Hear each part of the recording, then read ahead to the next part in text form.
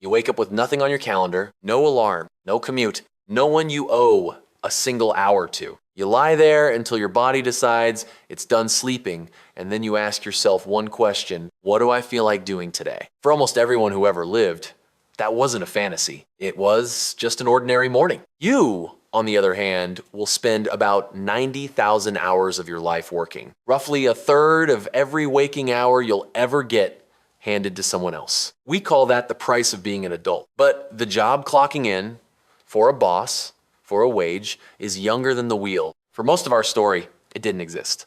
So what did people do all day? Start with what we can actually measure. In the late 1960s, anthropologist Marshall Sahlins studied the last few foraging peoples on Earth and landed on a phrase that embarrassed his whole field: the original Affluent Society. Not affluent because they owned much, affluent because they wanted little and got it fast. The Jew, hoansi of the Kalahari, spent 3 to 5 hours a day finding food.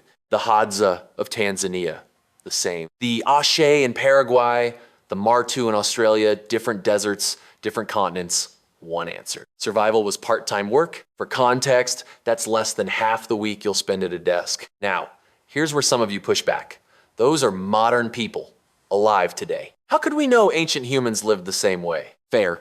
The answer is in the ground, and it does not flatter farming. Line up the skeletons of the last foragers against the first farmers, and the foragers win almost every contest. Holler, intact teeth, not rotted by a porridge diet. Joints that weren't ground down by the same motion 10,000 times over. The farmers were shorter, sicker, riddled with cavities, worn out, and they died younger. The body keeps the receipts, and the receipts say the so-called primitive life was the easier one. But here's the evidence that breaks the whole struggle to survive story. If every hour was a fight against starvation, this should not exist. Art. 40,000 years ago, in a German cave, someone carved a standing figure, a human body, a lion's head from a single mammoth tusk. The Lion Man. With Ice Age stone tools, it took more than 400 hours to make. 400 hours on a statue of a thing that never existed. And it wasn't only the grand pieces. In another cave, someone hollowed a flute from the wing bone of a vulture, 5 finger holes, evenly spaced. It wasn't a weapon. It wasn't a tool. It was a way to make air carry film. Go further.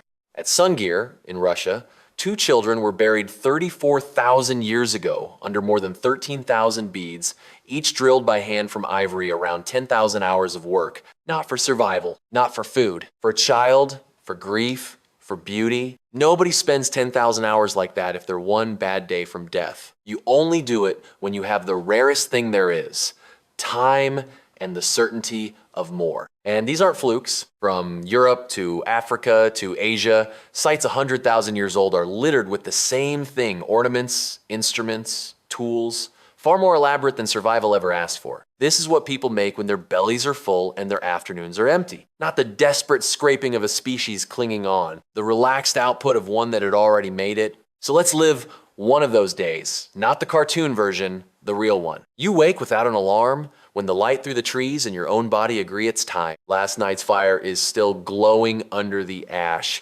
Someone feeds it a few sticks. Breakfast is whatever's left from yesterday: cold meat, a handful of nuts, berries from 2 days ago, eaten slowly in company, because there is nowhere you have to be. People talk. They drift into a loose plan for the day, not because a schedule demands it, because that's what humans do when they're together. If the stores are full, you might not go anywhere at all. A good hunt 3 days ago buys you a day with nothing urgent in it. So you sit and make things. You straighten a spear shaft, twist fiber into cord, scrape a hide soft, mend a net. This isn't work in any sense you'd recognize. No clock, no supervisor, nobody measuring your output.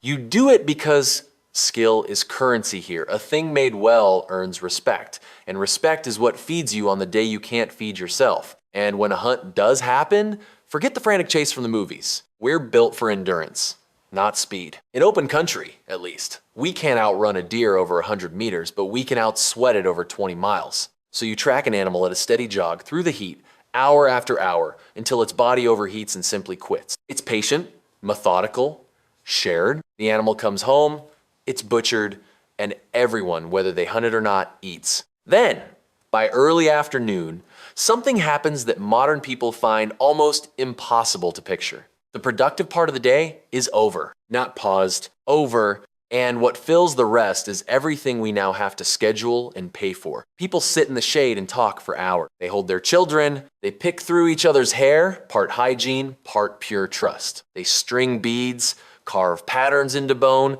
make small, beautiful things for no reason but the making. Because in a world with no money, no police, no contracts, your survival runs entirely through other people. If the group likes you, they feed you when you're empty.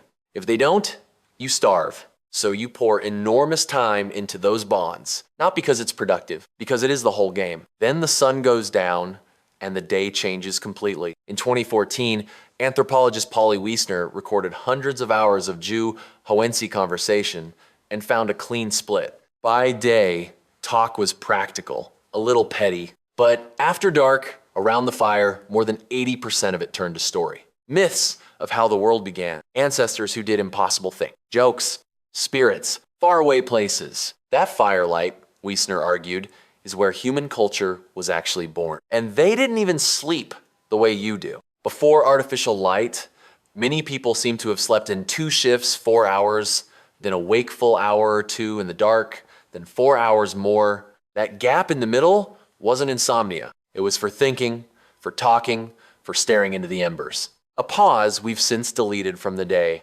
Then, about 10,000 years ago, a handful of people in the Middle East did something small and irreversible. They planted seeds and waited. Agriculture. And here's the cruel twist.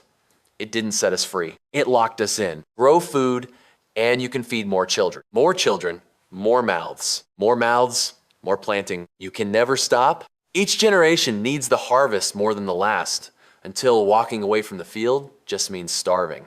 And it was never the clean upgrade we imagined. At Göbekli Tepe in Turkey, hunter-gatherers, no farms, no pottery, no cities, dragged multi-ton stone pillars into rings and carved them with animals 11,500 years ago, centuries before anyone there grew a single crop. They had the surplus, the coordination, the time to raise a temple before agriculture even arrived. Farming didn't give us ambition. It just decided who got to keep what. And out of that came owners and debtors, specialists, rulers, soldiers, scribes, and finally, the job. Your time, owned by someone else, rented back to you as wages. So look at the trade we made. You wake to an alarm, they woke to the light. You worked 90,000 hours, they worked a long afternoon. You schedule me time. They were never not surrounded by people who needed them. You make things in the scraps left after your job. They made the lion man because the whole day was the scrap.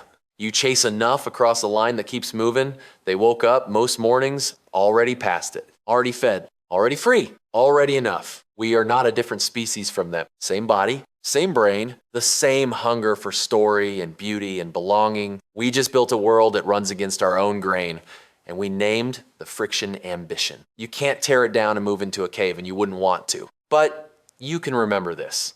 The life you're grinding yourself down to afford someday was, for almost everyone who came before you, just an ordinary Tuesday. And once your time became something another person could own, it became very easy to forget it was ever yours.